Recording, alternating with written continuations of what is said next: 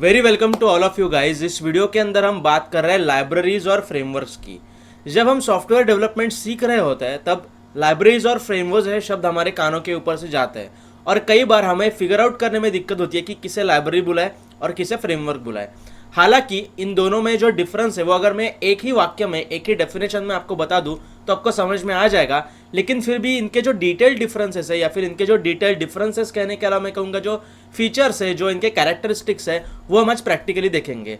मैं आपको एक लाइब्रेरी इंप्लीमेंट करके और एक फ्रेमवर्क इंप्लीमेंट करके यानी कि थोड़ा सा इस्तेमाल करके उसका पूरा स्ट्रक्चर वगैरह बताने की कोशिश करूंगा। So without A further due let's get started. अभी प्रोग्रामिंग सीखते वक्त जो कि कुछ ट्रेडिशनल स्टेप्स है, हम डायरेक्टली किसी फ्रेमवर्क या फिर रेस्टफुल एपीआई डेवलपमेंट वगैरह जैसी चीज़ें सीखने नहीं जाते when we are learning programming. So programming सीखने का जो लर्निंग कर्व है वो अक्सर प्रिंट, स्कैन मतलब आउटपुट या फिर यूज़र इनपुट जैसी छोटी छोटी स्टेटमेंट से चालू होता है। उसके बाद हम वेरिएबल्स या फिर conditional statements like if else and switch, उसके बाद लूप्स यानी कि इटरेटिव स्टेटमेंट्स, ये सब सीखते हैं। और फाइनली इन सब बेसिक कंसेप्ट्स के बाद हम सीखते हैं फंक्शंस, मतलब कोड का रीयूज करना हम सीखते हैं यूजिंग फंक्शंस, और एक आध डेटा स्ट्रक्चर सीखते हैं लाइक एरेज। अभी these are the basic programming concepts, मतलब जनरली बेसिक प्रोग्रामिंग कंसेप्ट्स यहाँ पे खत्म हो जाती है, कुछ एक दो अगर और ज़्यादा होंगी तो। अभी यहाँ पे कोड रीयूजेबिलिटी जब हम सीखते हैं, फंक्शंस बनाना जब हम सीखते हैं, तब उसके तुरंत बाद किसी ने पहले से बनाई हुई फंक्शंस का इस्तेमाल भी करना हम सीखते हैं। एक एग्जांपल देता हूँ, आप रिलेट कर पाओगे। When you are in first year of engineering और बीएससी और व्हाटएवर, तो वहाँ पे अक्सर आप जो पहली प्रोग्रामिंग लैंग्वेज सीखते हैं या फिर जिस पहली प्रोग्रामिंग लैंग्वेज के साथ आप काम करते हैं वो होती है सी या फिर C++ programming language. And if you remember, आपको प्रैक्टिकल्स की जो लिस्ट आपके सामने आती है प्रैक्टिकल एग्जाम के लिए, उसमें एक प्रॉब्लम स्टेटमेंट हमेशा रहता है। आपके प्रैक्टिकल जर्नल सबमिट करते वक्त वगैरह आपको वो उसमें मेंशन करना पड़ता है। वो प्रैक्टिकल का नाम होता है demonstrate the string.h header file.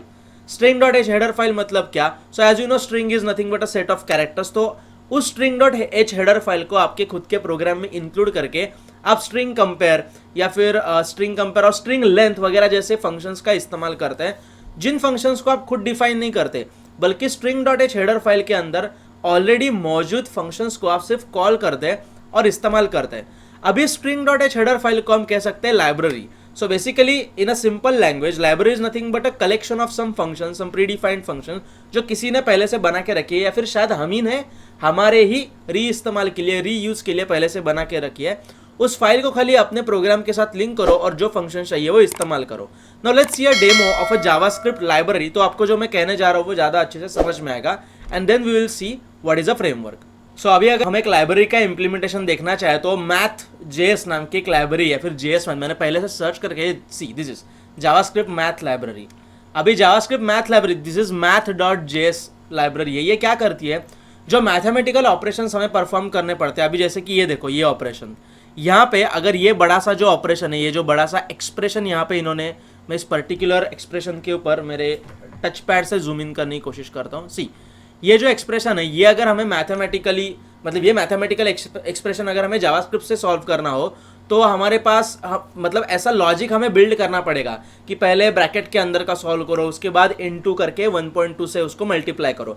लेकिन ये जो लाइब्रेरी है कई सारे प्री डिफाइंड फंक्शंस हमें ऑफर करती है जिसके जरिए हम, सी ये देखो, अभी जैसे कि यहाँ पे राउंड, मतलब शायद यहाँ पे ये क्या कर रहा होगा क्या मालूम, मुझे इसका डॉक्यूमेंटेशन पढ़ना पड़ेगा। लॉग यानी कि SQRT यानी कि स्क्वायर रूट, ये इतना तो हमें समझ रहा है। डेरिवेटिव वगैरह जैसे जो प्री डिफाइंड फंक्शंस है वो हमें कॉल करने को ये ऑफर करती है। Now let's download this math.js file. Just click on this download button और यहाँ पे CDN का कंटेंट डिलीवरी नेटवर्क का पाथ, अभी व्हाट इज CDN इसके ऊपर पहले से मैंने एक वीडियो बना के रखा है, so you may go and watch that video. Let's click on any CDN path. यहाँ पे मैं ये कॉपी URL या फिर एक काम करते हैं, इस URL को सिलेक्ट करके न्यू टैब के अंदर मैं पेस्ट करता हूँ and this is our math.js file. Now let's create a folder in local device, let's create a new folder on desktop. math.js test नाम का एक फोल्डर मैंने बनाया। उस फोल्डर को मैं पहले सबलाइम टेक्स्ट में लेके आता हूँ क्योंकि उसी फोल्डर के अंदर शायद हम देखते हैं क्या काम करेंगे। अभी इस फाइल को मैं उस फोल्डर के अंदर सेव करके रखता हूँ। So just let's go on desktop, यहाँ पे math.test.js फोल्डर के अंदर I just click on this save button. तो मेरी math.mean.js फाइल डाउनलोड हो गई और सबलाइम टेक्स्ट में अभी वो फाइल दिखने लगेगी। अभी यहाँ पे इस फाइल का इस्तेमाल करने के लिए I have to link this file with my code. तो यहाँ पे मैं एक दूसरी HTML फाइल बनाता हूँ, index.html ऐसे नाम देते हैं उसे, और ये index.html राइट क्लिक करके मैं ओपन इन ब्राउजर करके रखता हूँ। So this is currently blank. अभी यहाँ पे इतना तो आपको मालूम है HTML का बेसिक सिंटैक्स, और यहाँ पे अभी स्क्रिप्ट टैग के जरिए हम math.mean.js फाइल को लिंक करते हैं। So here is my script tag, उसको ऑफकोर्स मैं दूंगा src एट्रीब्यूट, और चूंकि HTML और JS दोनों फाइल एक ही फोल्डर के अंदर है, so I will write ./math.mean.js। Now let's go to your browser, let's refresh the page, Ctrl U करके मैं सोर्स कोड में जाता हूँ और सिर्फ इस लिंक फाइल के ऊपर क्लिक करके देखता हूँ कि ये फाइल मिल भी रही है, दिस इज करेक्टली लिंक्ड। अभी यहाँ पे मैं HTML फाइल के अंदर कोड लिखने की वजह डायरेक्टली हम कंसोल ओपन करते हैं और कुछ फंक्शंस ट्राई करने की कोशिश करते हैं। अब ये फंक्शंस मुझे भी है math.js फाइल मैंने कभी इस्तेमाल नहीं की है, सो इन्होंने इनकी वेबसाइट के ऊपर जो डेमो फंक्शंस दिए उन्हीं का इस्तेमाल हम करके देखते हैं। Now for example, let's see this math.evaluate function. I'll just copy this line and I'll paste inside the console. So if I press enter तो उसका जो भी आउटपुट है वो जनरेट होके मुझे मिल गया। अभी अगर मैं इस फाइल को अनलिंक करूँ, let's comment this script tag, और यहाँ पे पेज रिफ्रेश करता हूँ, वापस यहाँ पे math.evaluate फंक्शन कॉल करने की इस्तेमाल करने की कोशिश करता हूँ, तो अभी वो एरर दिखाएगा math is not defined, because math ये ऑब्जेक्ट और उस ऑब्जेक्ट के ऊपर कॉल किए जाने वाले या फिर किए जा सकने वाले सारे फंक्शंस उस math.mean.js फाइल के अंदर मौजूद है, और वो फाइल हमने कमेंट कर दी, उसकी जो लिंक करने की जो लाइन थी वो हमने कमेंट करी। That's why I am not able to use the functions in my code. So यहाँ पे अभी कोड किस तरीके से लिखने का, जैसे कि मैंने यहाँ पे कोई भी एक खास डायरेक्टरी स्ट्रक्चर मेंटेन नहीं किया है, मैंने एक HTML फाइल बना दी। अब यही सेम कोड मैं इधर स्क्रिप्ट टैग के अंदर भी लिख सकता हूँ। मेरा खुद का स्क्रिप्ट टैग खोल के ये जो मैंने कंसोल में आपको दिखाया वो सेम कोड में यहाँ पे स्क्रिप्ट टैग के अंदर like this console.log, both are same. अभी ये मुझे कंसोल में कुछ लिखना नहीं पड़ेगा, रिफ्रेश करने के बाद automatically console log line execute हो गई और जो भी आउटपुट है वो मुझे यहाँ पे दिखा। सो अल्टीमेटली यहाँ पे लाइब्रेरी का इस्तेमाल करते वक्त मैंने कुछ खास डायरेक्टरी स्ट्रक्चर, कुछ खास कोड का स्ट्रक्चर वगैरह मेंटेन नहीं किया। लाइब्रेरी फाइल इंक्लूड करने के बाद उसके अंदर की फंक्शंस मैंने जैसी चाहिए वैसे इस्तेमाल की। ये पॉइंट याद रखिए, क्योंकि कंपैरिजन के वक्त आगे जाके फ्रेमवर्क क्या होता है ये दिखाने के बाद कंपैरिजन के वक्त मैं ये पॉइंट फ्रेमवर्क के साथ कंपेयर करके दिखाऊंगा। Now let's see what is a framework, उसका एक एग्जांपल।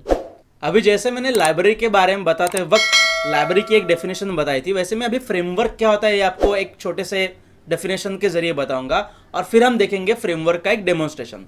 अभी फ्रेमवर्क क्या होता है एज कंपेयर टू लाइब्रेरी, तो फ्रेमवर्क शायद एक लाइब्रेरी फाइल के अलावा कई सारी फाइल्स का कॉम्बिनेशन हो सकता है।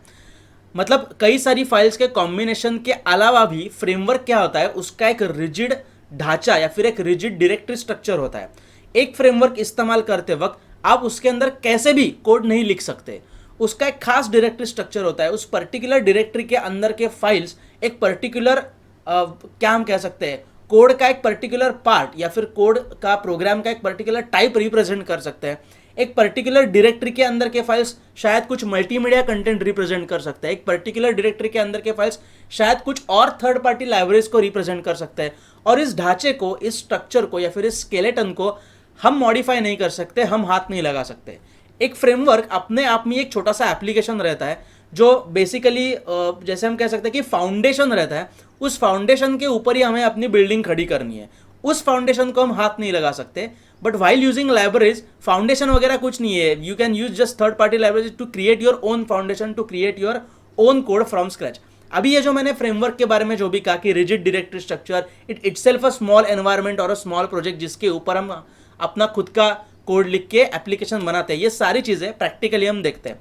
सो as you know there is a very popular front end framework which is so popular in these days, we call it React.js. React.js basically Facebook ने डेवलप किया हुआ एक फ्रेमवर्क है जो front end web applications as well as Android applications बनाने के काम आता है। सो मैं क्या करता हूँ, लेट्स ओपन आवर टर्मिनल और उसके अंदर लेट्स कहाँ पे हूँ अभी मैं, users e learning. So let's change directly to desktop. Desktop के ऊपर आता हूँ मैं और एक React.js एप्लीकेशन बनाने वाली उसका जो बेसिक स्ट्रक्चर है वो मेरे पीसी के अंदर डाउनलोड करके मुझे ऑफर करने वाली जो कमांड है वो है npx create react app space app name। तो उसे हम नाम देते हैं टेस्ट ऐप। अभी होगा क्या, मेरे डेस्कटॉप के ऊपर टेस्ट ऐप नाम की एक डायरेक्टरी बन जाएगी और उसके अंदर रिएक्ट जेएस का पूरा फ्रेमवर्क जो है, मतलब उसका जो रिजिड डायरेक्टरी स्ट्रक्चर है, उसके जो हेल्पर फाइल्स हैं वो सारे डाउनलोड होके मुझे वहाँ पे मिल जाएंगे.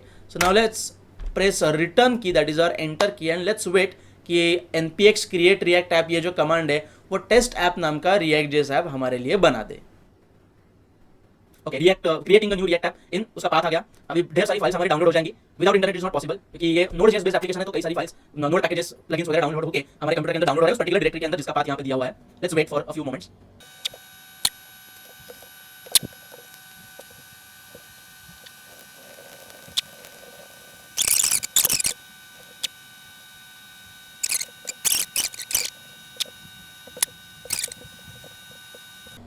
ओके, हैप्पी हैकिंग करके आया, मतलब हमारा React app. As you can see, अगर मैं ये विंडो थोड़ी सी साइड में लूँ तो यहाँ पे देखो टेस्ट ऐप नाम का एक फोल्डर बन चुका है. एक आउट ऑफ क्यूरियोसिटी देखते हैं प्रॉपर्टीज में जाके कि इसका साइज है कितना हो रहा है. कैलकुलेटिंग, ओ माई गॉड, 193 MB का ये डायरेक्टरी बन चुका है. एनीवेज, अभी यहाँ पे फ्रेमवर्क आप समझ सकते हैं बहुत ज़्यादा हेवी नहीं कह सकते हम, क्योंकि उसके अंदर कई सारी पहले से ही मौजूद फाइल्स और डायरेक्टरी स्ट्रक्चर बड़ा सा रहता है. That's why initially it is too large in the size. अभी मैं करता क्या हूँ, ये जो पूरी डायरेक्टरी है टेस्ट ऐप नाम की, ये मैं मेरे सबलाइम टेक्स्ट के अंदर कहाँ गया डाल देता हूँ. So let's drag and drop inside the Sublime Text, और ये मैथ जेएस टेस्ट और व्हाटएवर इसे मैं रिमूव कर देता हूँ.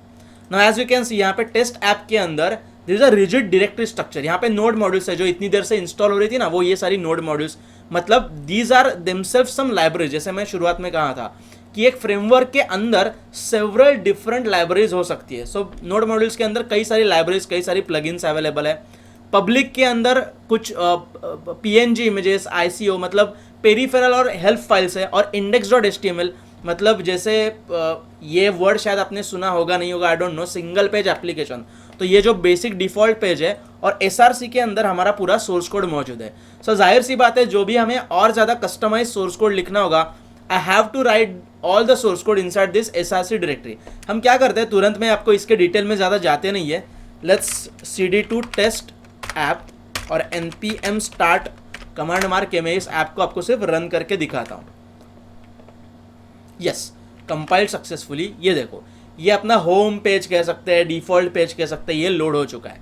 सो जानने की बात सिर्फ इतनी है कि एक फ्रेमवर्क के अंदर, मतलब एक लाइब्रेरी इस्तेमाल करते वक्त हम जैसे चाहे वैसे अपना कोड लिख सकते हैं. कोई रिजिड स्ट्रक्चर मेंटेन करने की ज़रूरत नहीं है. If you want then we can create our own structure, directory structure, कि किस फोल्डर के अंदर कौन सा सोर्स कोड का पार्ट.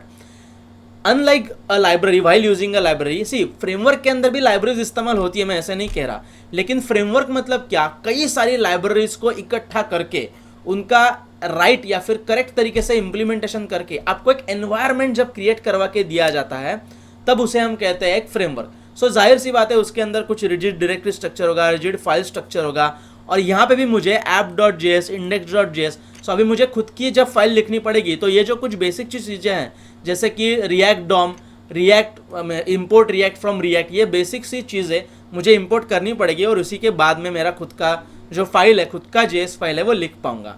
सो जो द डिफरेंस, जो गौर करने लायक बात है कि एक लाइब्रेरी और एक फ्रेमवर्क में, वो यही है कि लाइब्रेरी, ऐसे हम नहीं कह सकते कि what is better, using library और यूजिंग फ्रेमवर्क. ये सवाल ही हमें पैदा नहीं होना चाहिए, क्योंकि लाइब्रेरी इस्तेमाल करना और फ्रेमवर्क का इस्तेमाल करना, ये दो कंप्लीटली डिफरेंट चीज़ है, कंप्लीटली अलग अलग चीज़ है. फ्रेमवर्क के अंदर भी लाइब्रेरीज इस्तेमाल होती है, और लाइब्रेरीज विदाउट अ फ्रेमवर्क इस्तेमाल करते वक्त भी हमें खुद का एक डायरेक्ट स्ट्रक्चर बनाना ही पड़ता है. लेकिन उसे हम फ्रेमवर्क कह नहीं सकते, क्योंकि वो एक इटसेल्फ रीयूजेबल एनवायरनमेंट नहीं रहता. एक फ्रेमवर्क क्या होता है, एक रीयूजेबल एनवायरनमेंट रहता है. जितनी भी रिएक्ट जेएस एप्लीकेशंस में npm create react app, npx create react app इस कमांड के जरिए बनाऊं, तो हर बार जो भी फोल्डर बन जाएगा मेरे रिएक्ट जेएस के एप्लीकेशन का, उसके अंदर यही सेम डायरेक्टरी स्ट्रक्चर और फाइल स्ट्रक्चर होगा. सो जो हम library without using a framework, जो हम जैसे भी क्या हम कह सकते हैं, अनस्ट्रक्चर्ड कोड लिखते वक्त जो थर्ड पार्टी लाइब्रेरीज हम इस्तेमाल करते हैं या फिर कर सकते हैं, उस वक्त उस पर्टिकुलर प्रोजेक्ट के फोल्डर को हम फ्रेमवर्क नहीं कह सकते हैं. इस बात में कंफ्यूज मत हो जाना. So I hope you understand what is the difference between a library and a framework. If you understood, और अगर आपको कोई अलग इन्फॉर्मेशन मिली, कुछ भी इन्फॉर्मेशन मिली और वीडियो अच्छा लगा, तो लाइक का बटन ठोकना मत भूलिए और do subscribe to the Tech Fridays YouTube channel to get more videos, more tutorial as well as informative videos like this one. Now see you in the next video.